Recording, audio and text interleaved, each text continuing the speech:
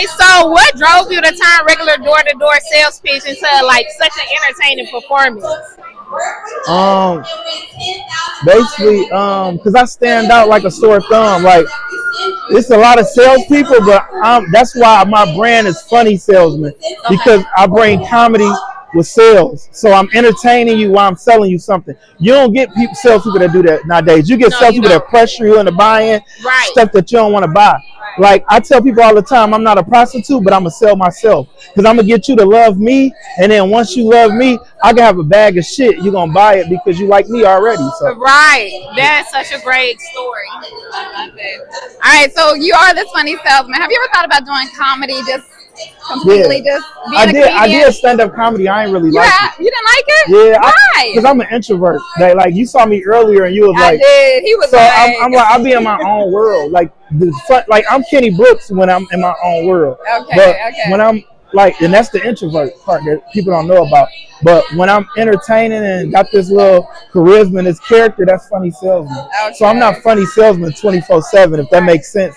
So when you're doing stand-up comedy, you really, really, really had to be like locked in, because you got to entertain people when sometimes you ain't trying to entertain them because they waiting on jokes. You know what I'm saying? And sometimes the jokes might not get, you know what I'm saying? Sometimes you be dealing with slow people and they go over their head like a fitted cap.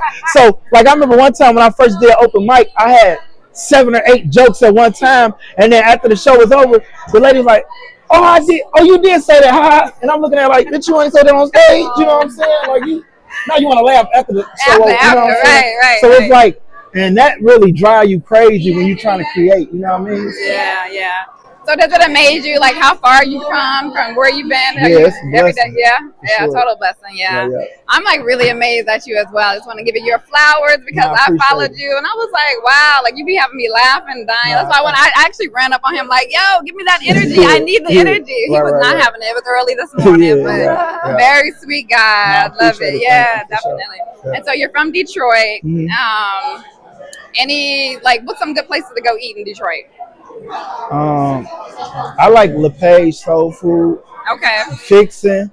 I like Parlay. Shout out to Parlay. They got some of the best lamb chops. Okay. Yeah. Oh, I love lamb chops. Yeah. Okay, we had lamb chops yesterday. Yeah. Okay. So I just have one more thing. What is like a tip that you can give some people here at Creator Con looking to grow their brands or whatever is their niche?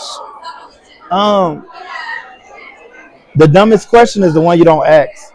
Okay. So I tell people that all the time. So you got to ask questions to find out what's hot. Yeah. Like I told people earlier that at the time she was 9 or 10. My daughter, she about to be 15 now, but she told me to get on TikTok. And that was the best advice that I ever got from a little kid. That I'm a millionaire off of that. You feel me? That I made the most money ever in my life by getting on TikTok. So I say that if you're trying to start somewhere, you just got to do it. Once you do it, you got to be consistent. You know what I'm saying? Some people will do something, and then if it don't work, they'll give up. Right. No, you got to keep doing it. You just got to keep doing it. Keep going. You know what I'm saying? Because I'm a firm believer. I had a viral video in 2010, and I ain't started making no money till like 2021, 2022. Wow. Like, you know what I'm saying? It took me like 17, 18 years to get in this position right now. Okay. But I went viral in 2010. I had a video with 350 million views, and I was broke. You know what I'm saying? Wow. So that I'm a firm believer. If it happened to me, it can happen to anybody. The difference between me and an average person is that I go beyond a Call of Duty. You know what I'm saying? Like, I go make it happen. You got 3 types of people. You got people that watch it happen. You got people that make it happen. And you got people that complain why it ain't happen. You know what I'm saying? So. There you go. So how has being from Detroit basically molded your hustle? Because being from Detroit, it's the survivor of the fittest. You know what I'm saying? Like, everybody, like, I'm talking about, I'm going to be honest, a lot of states, a lot of cities, you got hustlers, but like, we had a store called City Slicker. You know what I'm saying? Because it's the home of the hustlers, the city slickers, the drug dealers, like poverty. Like, this is like, so like you gotta survive. You just ain't. Well, I was hungry. I've been hungry a long time, and I done ate meals, but I still was hungry. What I mean by that, I was hungry for success, and being from a product of my environment, that shaped me to go out and get it by any means necessary. You know what I'm saying? And then I think the biggest thing that happened to me was having kids. You know what I'm saying? Because I remember growing up, I could be broke 19, 20 years old.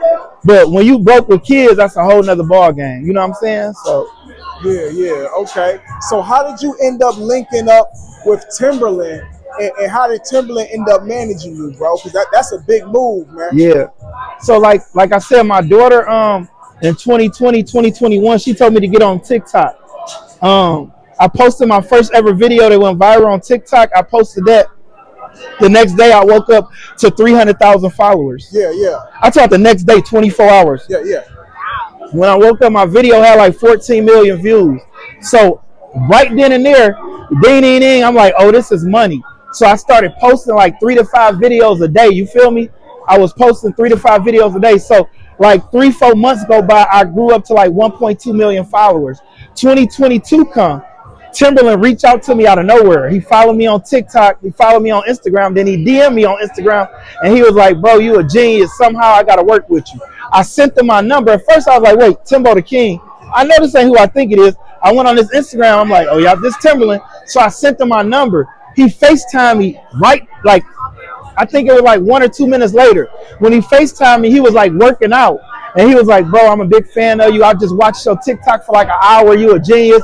He was like, if you could get to Miami, pull up, we'll do some videos. The next day, I drove 22 hours from Detroit to Miami. You feel me? And then I went to his house. We started doing videos. When I did the TikTok video with him, we posted it on Instagram, right? So on Instagram, this is like 2021, 2022. This is when Instagram first started doing collabs, you feel me? And you had to accept the collabs through the DM. So he didn't know how to work this DM like to accept the collab, so he gave me his phone. When he gave me his phone, I seen that he had DMs with Drake, fucking DJ Khaled, Fat Joe, Rick Ross, Kevin Hart, all of these big name people.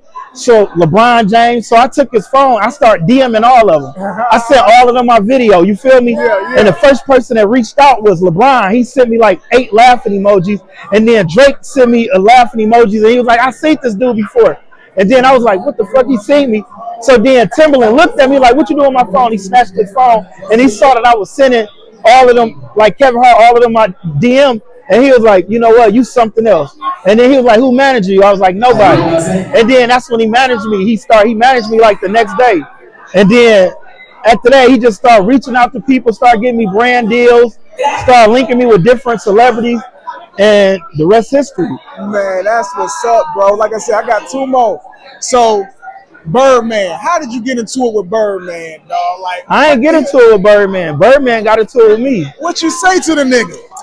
I ain't say no. I just be running up on people, and I guess it was a bad time. Man, I ain't know that he had just lost at the Versus or whatever. They said he had just lost, and he just went off on Turk. And all I did was like, hey, how's it going? Did you get something yet? He was like, get that fake shit away from me. I was like, it ain't fake. I can show you.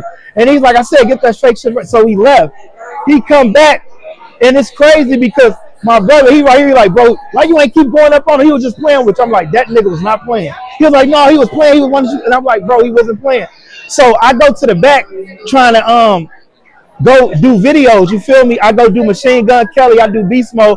I go run up on Bobo that play for the Phoenix Suns. Yeah. And when I run up on Bobo, somebody from Birdman camp, they was like, man, dog, I'm glad you ain't run back up on him because he said he was going to slap the S out you. And I was like, what? So then I went and told my brother, I told my brother, right? So then when I go back, as soon as I go back, he was like, find yourself something safe to play with, Playboy. Yeah. He found me out of nowhere, right? You know what I'm saying? So that's how that went. Great. So last one, man. Boosie, how'd you, man, what made Boosie, man, just go off like, no, I need to get paid for that? Like, he ain't know who I was at the time. Okay. And you gotta understand, he do what I do. He got 8 kids. I got 10 kids. Yeah. Like, he get paid for, but you gotta understand, like, I make money off of celebrities. You feel me? Yeah. So he was right. And you know what's crazy? I just seen him in Detroit like a month ago, and I was ready to pay him. And he was like, no, I know who you is. Nah, you good. Oh, okay. And I got his number. He gonna put me in the movie and everything. You gotta understand, people on the outside looking in, they looked at Boosie as a bad person, but I didn't because I'm a businessman, number one. And then number two, people don't know the circumstances. It was his birthday. He was getting a lap dance from a stripper. They made him stop getting a lap dance from a stripper that answered the door to try to get in the video. You get what I'm saying? So, nigga, I would have made you pay me too if I'm not getting a lap dance for my birthday. I gotta stop to answer the door to get in the skit. You get what I'm saying? So, okay. So, would you say cold call or warm lead, like for your sales? Cold call. Cold call. You like that better? Coffee or confidence? Confidence. Confidence because that gets you to sell. Yeah, because coffee gonna kill you at the end. And I done seen people do coffee and still lose. Confidence, you can't lose. You can't lose with confidence. The only how you can lose with confidence if you negative. Right. Shout out to the Poe Report podcast. We outside like the mosquitoes. Man, shout out to the Poe Report, and we're ending with the Poe Report. And thank you so much for coming on the podcast and chopping game with us, bro. Yeah. Till next time, man. Detroit love, dog. You know what I'm saying? Yeah. Go to the next door. And the craziest thing, this was God, because he said, man, I want him to be at home. You know that movie Django? I think. Yeah, he was doing Django. He was like on set, and he left his script, like his movie script, and he was coming home to get his script, and they ended up bumping into me. And I go to the next door, and the lady came to the door with a camcorder, and I was like, I'm gonna be quick like Nestle, be like Michael Jackson, and then I ended up selling her and her husband, and then I had a video. They recorded me. This was crazy. This video came out in 2010, right? I went viral in 2010. I ain't found out till 2017, right? You ask my brother, I'm homeless and everything. This is why I love Migos song, I'd rather be rich than famous. But look, I had a video that had 300 million views, like 350 to be exact. When I found out this video was viral, right? I'm like homeless, no money, nothing, because I quit my sales job, you feel me? Right. I quit it after I found out the lady made all of this money. And the only reason why I quit the job, because the show on MTV, like Ridiculousness, they ended up reaching out to me and they told me that they was gonna pay me $150 to come on the show to present the video, but they paid the lady like 25 to 30K to buy copyrights to the video to put on the show. So I'm like, man, y'all trying to give me $100? No, I'm not doing that. Number one, I was making, like I told you, I was making like $500, like $5,000 a week. Right. So I was gonna miss like $500 to $1,000 just working. You feel me? Right. So I ain't go. You feel me? So anyway, I end up hitting up the lady. I'm like, wait, you just got $30? You can give me $10? Hey, you can't break bread like the last supper. I got kids, you know what I'm saying? So I tried to sue the lady. You feel me? And this when I found out, this when I found out you had to have money to sue people, because like, you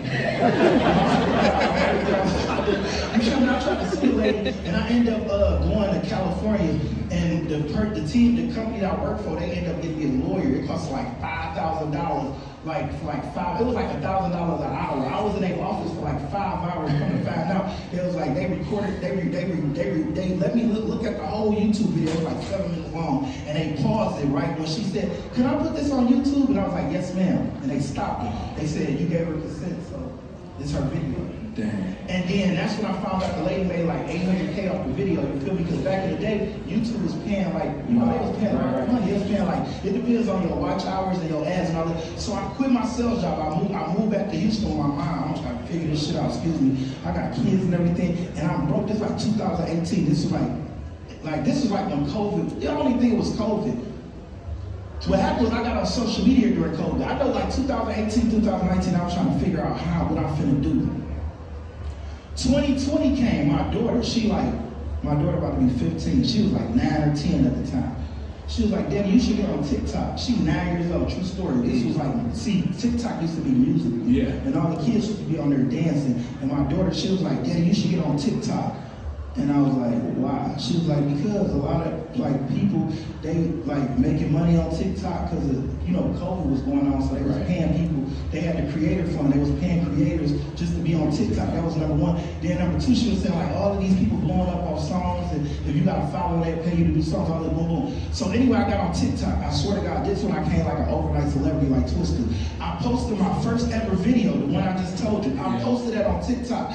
I promise you, I woke up the next day to 300,000 followers. True story. Wow. Like I had no followers. I had 300,000. I ain't had 300. I ain't had 3,000. I had 300,000 followers. The video had like 14 million views, like overnight. Wow. I time my phone was ringing off the hook, it was crazy. So look, I started posting like, I started posting crazy. I was posting like, cause I'm looking like, damn, what the hell? So I started posting like 5-6 videos a day. Like I was just going crazy, and I ran it up. I remember my first ever promo. Somebody paid me like $500 to post a video on my story on TikTok. I'm like, what the fuck? So this one I knew was money, but this one really took the cake. I had 300,000 in one day. By like 2 months, cause I remember like yesterday, I started my TikTok like it was like August. By October, I had like 1 million, I had like 1.2 million followers. Like, I grew my TikTok up to like 2.6, my TikTok right now like a 2.6 million. But anyway, 2021, Timbaland reached out to me. This was the first celebrity that reached out. You know, Timbaland produced Missy Elliott, right. He reached out to me, he was like, bro, you a genius. He was like, somehow I gotta work with you. I sent him my number, he FaceTimed, he was working out. He was like, if you can get to Miami, we're gonna do some TikToks. Man, I drove 22 hours to Miami. I ain't had no money. I'm staying in Taylor, right? I told you I was staying. I was staying with my mom, bro. You back to my brother. He paid for my flight to get to Texas with my mom. I'm sleeping on the floor and everything. I moved with my kid's mom. We married now, my wife, because she was with nothing. I ain't had nothing. I'm a millionaire now, but I ain't have nothing. She was there. She the one told me like, you need to go do the content, boom, boom. I'm gonna take care of the kids and the family, boom, boom. Just go ahead and do boom. So we stayed in like a 3-bedroom apartment in Taylor. You feel me? I drove 22 hours to Timbaland house. So this was crazy. People don't even know the story. You the first one about to hear it. So look, Timbaland old school like Will Ferrell. First of all, he don't even know how social media works. He just, you know what I'm saying? He just so happened to see me on TikTok, you feel me? And he said, when he saw my first TikTok, because I had this, like I told you, I was going crazy, just posting everything. And I remember I posted this video where I knocked on a lady's door and I saved her life, you feel me? Like her son died in a car accident and she got the news and she was about to kill herself. And I knocked on her door and I made her laugh and all that. And I ended up saving the lady's life. And Timbaland said, off of that story, he hit me up, you feel me? So I drove 22 hours to his house. And he was like, you gotta show me how this TikTok and stuff work. At the time, I didn't really know how nothing worked. You just posted. I faked it till I made it. Like I said, oh yeah, I'm gonna show you boom, boom. This we gonna do, you gotta do like 5-6 videos, boom. But I'm like getting cool. Yeah. So this was like Instagram first started doing collabs, you feel me? Yeah. So he ain't know how to work the phone and nothing. He gave me his phone. We did like 7 videos. We did one video. It was like a 7-minute long video. Yeah. But off of that 7-minute long video, we made it like 7 reels. You know what I'm saying? Yeah. We chopped it up. So I did a collab, right? He ain't know how to accept the collab. He's like, I'm gonna take my phone and do the collab. So back in the day when Instagram used to do the collab, used to accept the collab from a DM, you feel me? Yeah. And then when he gave me his phone, I seen a collab come in, but I seen like a whole bunch of blue balls. Pause. Blue dots, you know what I'm saying? But it was dots mean he didn't read his messages. Right. But I seen messages from like DJ Khaled, LeBron James, Drake, Kevin Hart, boom. And then I started DMing all of them. I took his phone, I'm like, what the? Nigga, I'm amazed like a little kid. I sent all of them my video. I said, look, he up next. Look, this is funny. You using Timbaland phone. Yeah. I think it's Timbaland sending the message. Yeah. So the first person to respond was LeBron. He sent like 8 laughing emojis. Then Drake responded. He was like, oh, I sent this to be hilarious. I'm like, yo, this nigga saw it. So Timbaland looked at that. He's like, what you doing with my phone? He snatched his phone back. He's like, boy, He's like, man, you something else. He was like, man, he's like, you know, I ain't even mad at you. He was like, who managing you? I was like, nobody. He was like, yeah, I got to manage you. Then the next day he signed me. Wow. And then I swear to God, 3 months later, I made like $1.5 million off social media. I started getting good.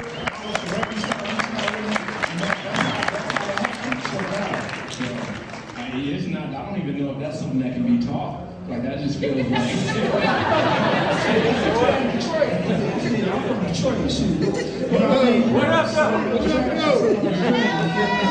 You told me 3 of the most amazing stories I think I've ever heard. So we got 2 minutes. It's a lot of creators out here. It's a lot of people who don't really necessarily operate on the level that you get to operate on now. What's your advice to them in terms of leveraging their social media? Because we both know social now, you can have 100 followers, 1,000 followers, and still get brand deals, still get opportunities. What's your advice to those individuals on how to make something happen for themselves? Yeah, just don't be scared. You feel me? Just do it, like Nike. And the thing is, you just gotta be consistent. Like right now, I'm streaming. You feel me? I just came from DDG and Blueface House like a couple days ago, and they streaming. DDG's like I make $12 million a month, so now I'm streaming. But I make a lot of money because I got like 7 streams of income. You feel me? Like I make money off of social media. So like I make money off promo. I make money off of doing skits because I get paid for like my views, my my ads. I get paid for. I got a sales training course. I get How much content you posting right now? Like I post 15 videos a day.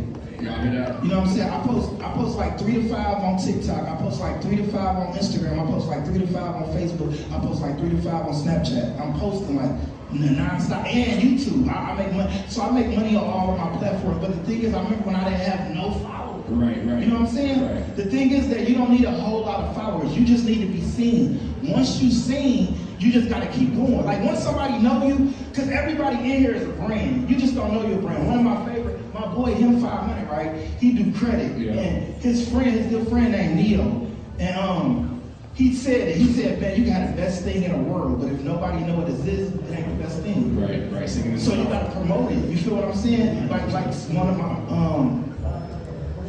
Take Money to Make Money by Stretch Money. He said that it take you, I don't care if you got $100. You feel me? Like some people be in my DMs like, bro, can you do this promo for me? I'm gonna be honest with you, majority of black people, not even black people, but majority of like black brands or business people, if you from Detroit, I always do it on love. Like I be like, I don't even charge, you feel me? But I got a team, like my kids run my social media, Timbaland got a team that run my social media, so if you DM me and it's the wrong person that me, they gonna tax you, like Uncle Sam, you feel me? But like, I be showing love because I know where I come from, you feel me? Just 2021, I was broke, you feel me? I had nothing, you feel me? Like, but now I'm able, and the thing is that, like, people be reaching out to me now. You feel, I remember when I was in people's DM, I remember, like I told people on the last podcast, I went to Juice Beat Records. I didn't even want to go there. Timberland was like, bro, you need to go there, this is good promotion. I'm looking at like, this ain't no good promotion. It is good promotion to you, but not to me. Because I was viral before all of them. Like when Consonant, he's like, man, you an OG viral dude. King Batch, all of them. Because I was viral before viral started. And I'm not Soulja Boy said I was the first one. I just knew I was viral before viral. So when I went on Could Have Been Records trying to do the little, you feel my little sales talk, he was trying, but I know Drewski, I know his personality, he was trying to act like Suge Knight, trying to act like I ain't funny and all that. Then when he saw me at the BET Awards with Timbaland, he like, oh, you going crazy, you're gonna take my number, you gotta do a video. And I ain't did a video with him still to this day. Because I'm looking at like, bro, when you looked at me as a nobody, you feel me? Not like, that's why it's even A-list celebrities, bro, that I can keep going and on, you feel me? It's even Detroit rappers. And I don't even want to put them on blast, but they know who they is. I'm talking about Lil Baby came to Detroit to do a video with Tay B. Tay B hit me up like, Lil Baby want to do a video with you. I ain't even asked Lil Baby. I'm trying to look out for my Detroit people. I'm like, I see T Grizzly, I see Skilla Baby, I see Fotu Duck, I see all of them like, bro, let's do a video.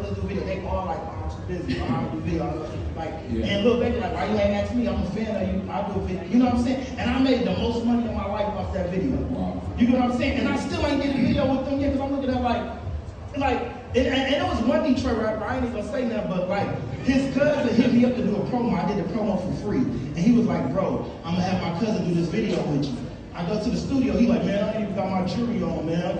You go catch me next time. So I told Timberland this, right? Mm-hmm. Timberland like, don't worry about it. I got Wiz Khalifa for you, huh? Private jet, go to Wiz Khalifa studio. Wow. Wiz Khalifa in there recording with OT Genesis. You know, I'm in love with the code. As soon as I pulled up to the studio, he walked out the studio. He in the middle of recording, walked out the studio to do a skit with me. You see what I'm saying? Yeah. Stuff like that. So as long as I keep working, I don't even DM people. I don't even hit them up no more. I ain't Tupac, I ain't gonna hit money. I'm just gonna be like that. You feel me? And I'm gonna sing and I'm gonna be like this. You feel me? You gotta understand, I was in them seats like them. Right. You feel me? I was in the seat just like y'all. I just didn't give up. See, no don't mean no to me. No mean can or doesn't. They don't like They gonna find out soon. This is, for me, the best interview I think I've ever done, because I I just got to listen. Honestly, like, I just got to absorb, and like, you do got a gift, like there's something magical about like your delivery. Like I feel like I was watching a movie. Everything you said, like I can visually picture especially the driving down Jamie Foxx's driveway, like that's crazy. But I just want to say on behalf of the entire crowd and CreatorCon, thank you so much for having this conversation, and I'm hoping to work with you in the very near future. For sure.